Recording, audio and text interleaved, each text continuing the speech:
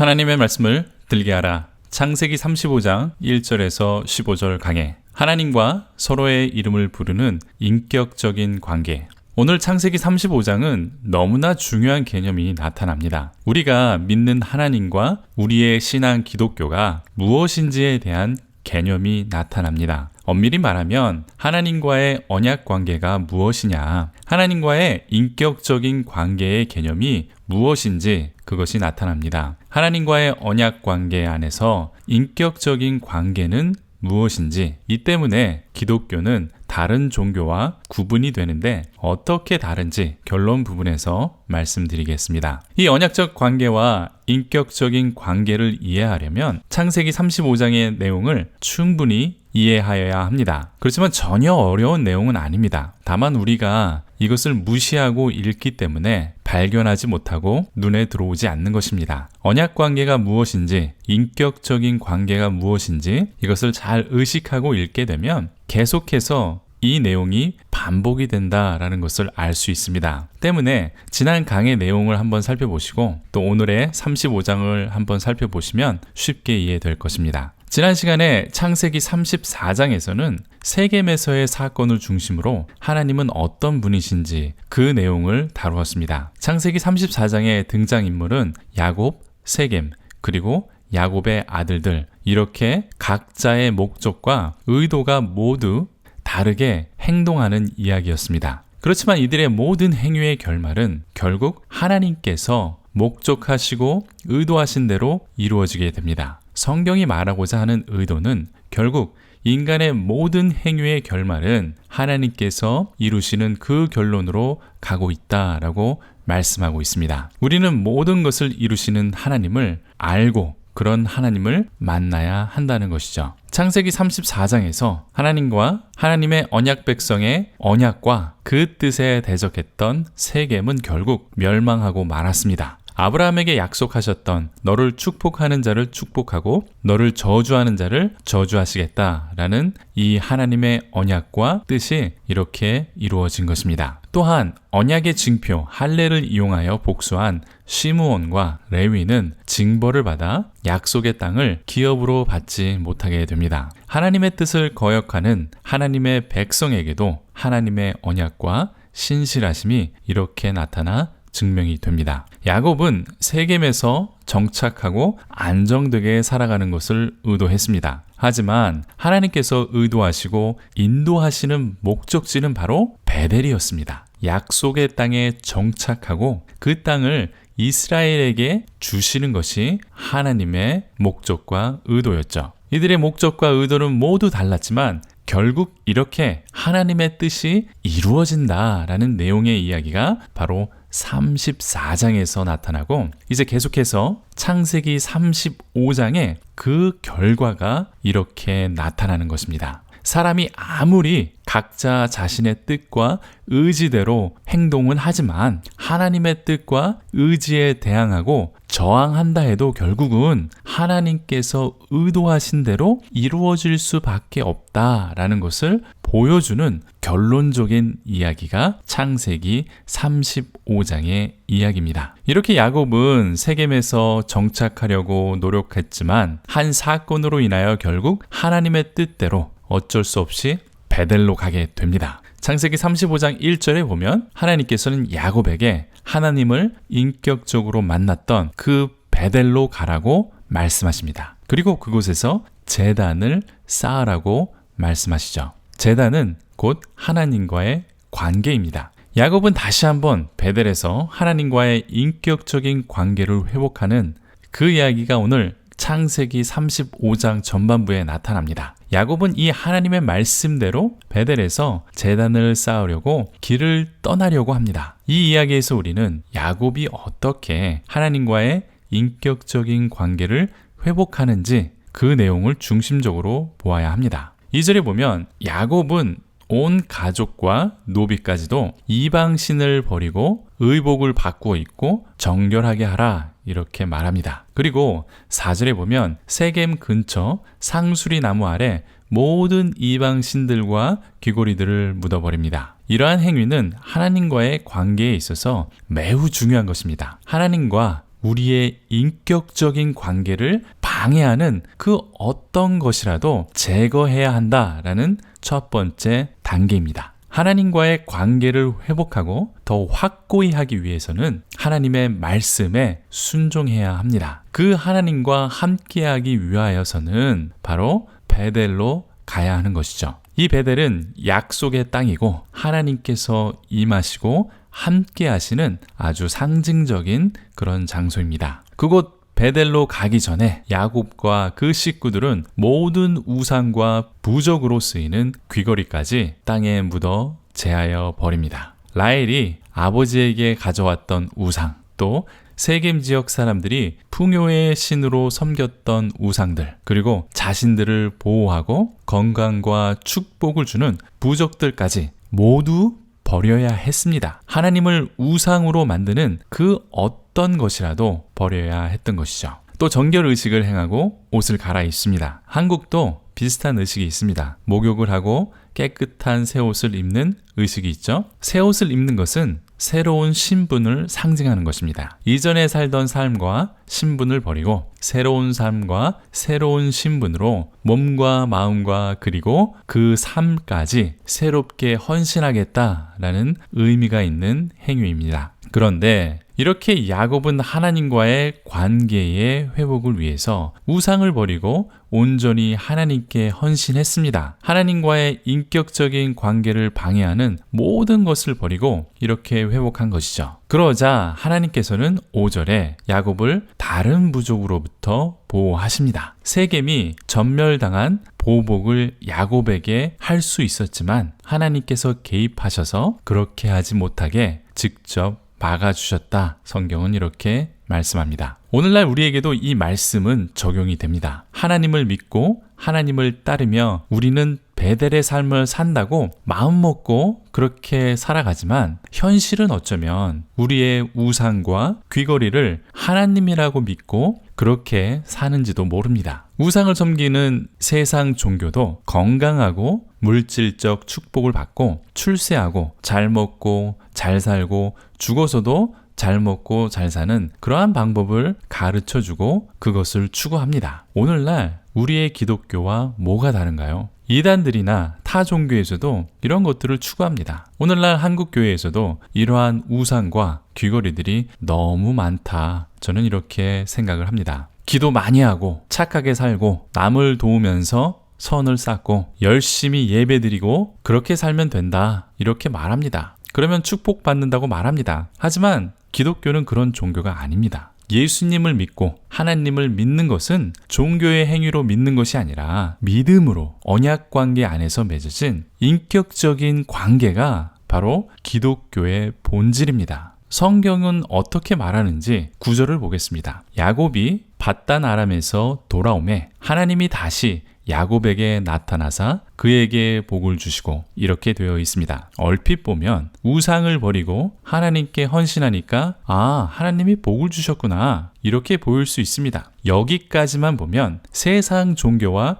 다를 것이 없습니다. 그래서 우리가 그렇게 오해하는 것일지도 모릅니다. 우상들도 정성을 들이면 복을 준다 이렇게 말하고 있습니다. 그렇지만 우리의 믿음과 우리의 하나님께서는 바로 이 10절 때문에 다른 우상들과 다르다는 것을 우리들에게 보여줍니다. 그럼 10절을 보겠습니다. 하나님이 그에게 이르시되 내 이름이 야곱이지만은 내 이름을 다시는 야곱이라 부르지 않겠고 이스라엘이 내 이름이 되리라 하시고 그가 그의 이름을 이스라엘이라 부르시고 이렇게 되어 있습니다. 하나님께서는 야곱의 이름을 바꾸시고 야곱의 이름을 이스라엘이라 이렇게 부르셨다는 아주 중요한 내용입니다. 서로의 이름을 부르고 그 이름에 의미를 부여하는 인격적인 관계가 형성이 되었다는 것입니다. 창세기 32장에서 이미 야곱은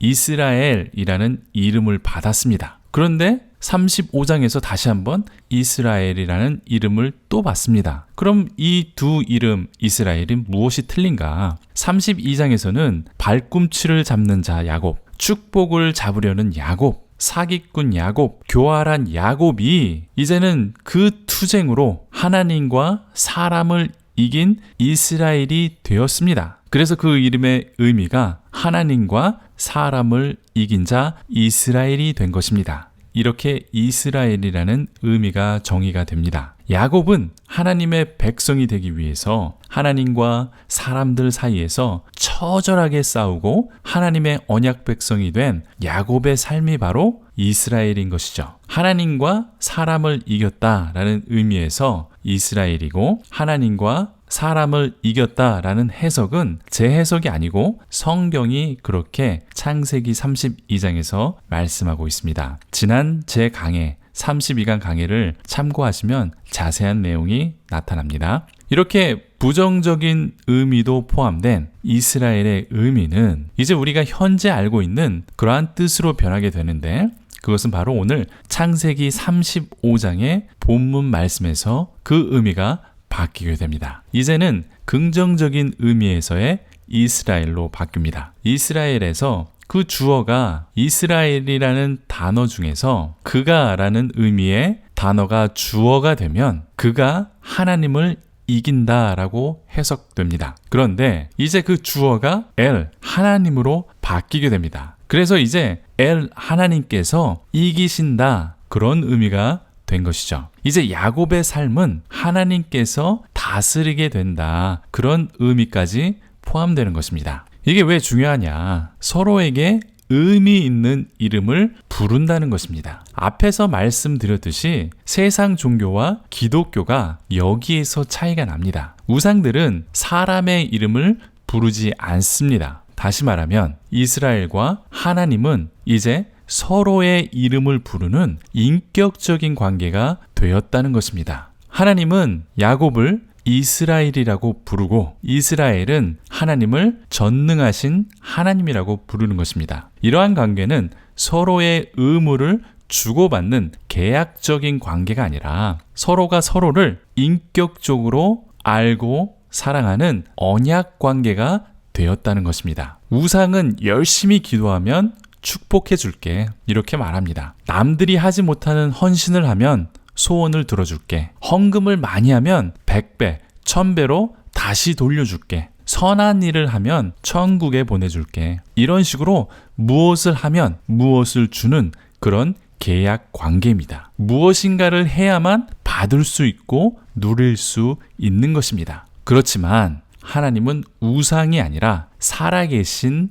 인격적인 분이십니다. 인격을 가지고 계신 분이기 때문에 인격적인 관계를 원하시는 것입니다. 사랑하는 관계를 원하시는 것이죠. 그래서 서로의 이름을 부르며 그 이름에 의미를 부여하고 대화하고 서로 깊이 아는 그런 관계를 원하신다고 성경은 말씀하고 우리들에게 보여주고 있는 것입니다. 계속해서 11절을 보면 이 언약 관계의 특징이 나타납니다. 하나님이 그에게 이르시되 나는 전능한 하나님이라, 생육하며 번성하라. 한 백성과 백성들의 총회가 내게서 나오고 왕들이 내 허리에서 나오리라. 하나님께서도 이렇게 축복을 약속하십니다. 언약 관계 안에도 축복의 개념은 있습니다. 그리고 축복을 이렇게 베풀어 주겠다 약속도 하십니다. 그런데 우상의 축복과는 그 약속과는 다릅니다. 하나님께서 축복해 주시는 이유는 우리가 무엇을 했기 때문이 아닙니다. 하나님께서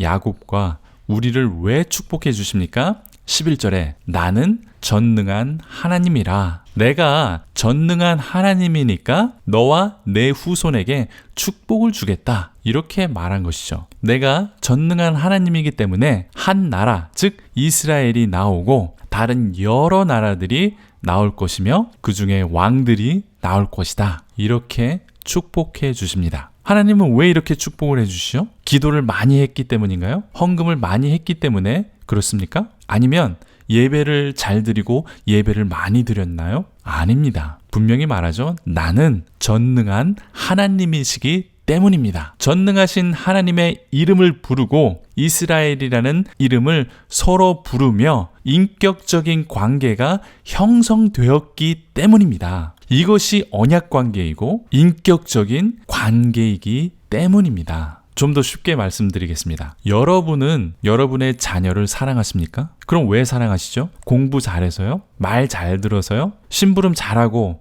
부모님 잘 도와주니까요? 아니면 돈을 잘 벌어서요? 아니면 능력이 있어서요? 이런 행위 때문에 우리의 자녀를 사랑하는 것입니까? 아닙니다. 나는 아버지니까, 나는 어머니니까 인격적인 관계가 있기 때문에 우리들의 자녀를 사랑하는 것입니다. 또는 여러분의 남편과 아내를 왜 사랑하십니까? 돈 잘 벌어서요? 이뻐서요? 성격이 좋아서요? 능력이 있어서요? 무슨 이유가 있든지 인격적인 이유를 빼면 그것은 아무런 관계가 아닙니다. 그것은 행복한 관계가 아니라는 것입니다. 사랑하는 관계가 아닌 그 어떤 다른 이유 때문이라면 그 관계는 행복한 관계가 될 수 없습니다. 돈 때문에, 나를 잘해주기 때문에, 그 어떤 이유 때문에 유지되는 관계라면 그것은 건강한 부부관계가 아니고 슬픈 계약적 관계이고 아픈 관계가 될 것입니다. 하나님은 그런 관계를 원하시지 않습니다. 사랑하는 관계, 인격적인 관계를 원하십니다. 내가 누군가의 아버지고 어머니며 또 아들이고 딸이라는 것이 중요한 것입니다. 그래서 하나님은 11절에 나는 전능한 하나님이라 이렇게 시작하는 것이죠. 하나님의 이름 그리고 하나님의 존재론을 이렇게 우리들에게 알려주시는 것이 바로 인격적인 관계를 위해서 알려주시는 것입니다. 그리고 야곱에게 이스라엘이라는 이름을 주시고 이전에는 하나님과 사람을 이겼던 치열한 삶의 이스라엘이었지만 사기도 치고 때를 쓰면서 억지로 이긴 그런 사람이었지만 이제 다시 한번 똑같은 이름이지만 그 뜻이 하나님께서 이기시는 자가 된 것입니다. 다시 한번 야곱의 삶에 야곱의 이름에 의미를 부여해 주신 것이죠. 이렇게 이스라엘에게 새로운 이름을 부여하십니다. 그리고 또 나는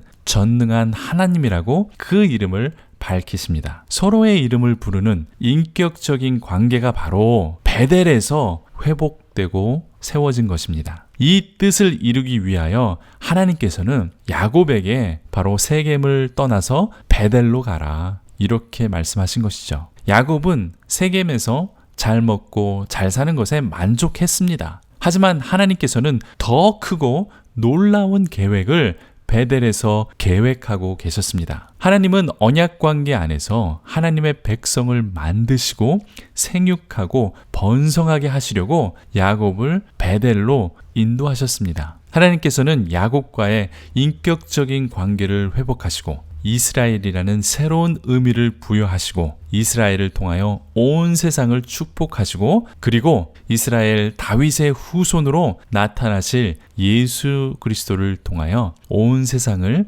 축복하실 아주 엄청난 계획을 이렇게 베델에서 준비하신 것입니다. 이제 결론을 맺겠습니다. 하나님께서는 야곱을 베델로 인도하십니다. 세겜에서 잘 먹고 잘 살면서 정착하려고 했지만 야곱은 세겜에서의 사건 때문에 어쩔 수 없이 베델로 가게 됩니다. 베델로 가기 전 야곱은 우상과 부적을 버리고 새로운 몸과 마음으로 하나님께 나아갑니다. 하나님께서는 이런 야곱에게 복을 주시며 야곱의 이름을 이스라엘이라고 다시 한번 부르십니다. 하나님께서 이기는 삶이라는 의미를 새롭게 부여해 주신 것이죠. 야곱의 후손들 중에 많은 나라와 왕들이 나오게 될 것이라는 하나님의 축복까지 받게 됩니다. 이 사건이 언약 관계란 무엇인가 그것을 잘 표현해 주는 사건입니다. 우리의 신앙에 아주 중요한 지표가 되고 기독교와 다른 종교와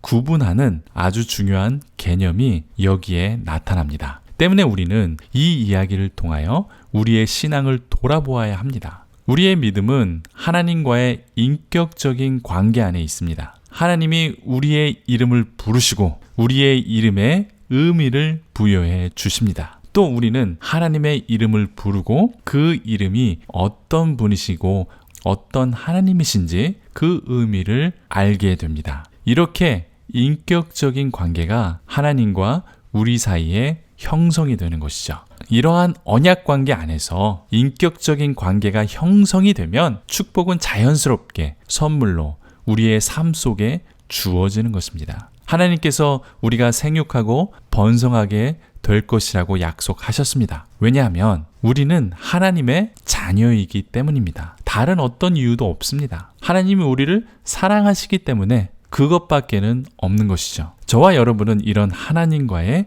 언약 관계 안에서 하나님과 사랑하는 인격적인 관계가 되시길 간절히 축원드립니다. 아멘. 도움이 되셨습니까? 질문이나 다른 의견이 있으시면 댓글을 달아주십시오. 또 구독과 좋아요, 알람까지 설정해 주시면 제게 큰 격려가 됩니다. 많은 분들이 관심을 가져주시고 또 주변에 추천해 주시고 공유해 주셔서 이렇게 조금씩 발전하고 있습니다. 하나님의 말씀이 또 성경적 신앙이 널리 퍼져나갈 수 있도록 주변 분들에게 추천해 주시고 공유해 주십시오. 많은 성도님들이 하나님과 더욱 가까워지고 하나님의 뜻에 따르는 삶을 살 수 있도록 이 말씀 사역에 동참해 주셔서 힘이 되어 주십시오. 계속해서 관심 가져주시고 제가 아닌 하나님과 더욱 가까워지는 그런 시간이 되시길 간절히 축원드립니다. 감사합니다.